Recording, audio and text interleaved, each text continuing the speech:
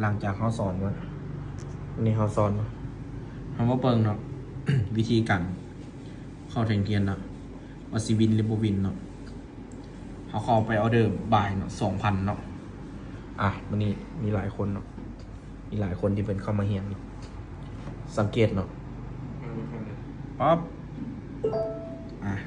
ทำเพื่อเป็นกำไรเนาะไม่แลกเสียเนาะวันนี้มีคนเข้ามาเฮียนเนาะส่วนบทเรียนก็จะเป็นในส่วนของตัวนี้เนาะตัวนี้การบริหารทุนเนาะแล้วก็การฝึกเรียนเอาเทคนิคการเทรดเนาะแล้วก็ไปฝึกเนาะไปฝึกตัวนี้จะเป็นกำไรเนาะอันนี้จะเป็นกำไร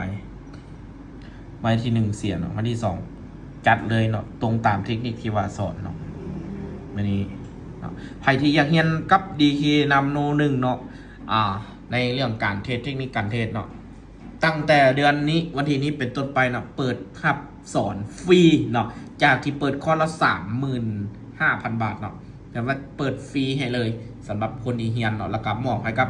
FC ทุกคนเนาะสอนฟรีเนาะมื้อนี้1คนเนาะเพิ่นเข้ามาเรียนแต่เพิ่นไปเข้าห้องน้ำเนาะเพิ่นก็ถือโอกาสเข้ามาเรียนเนาะ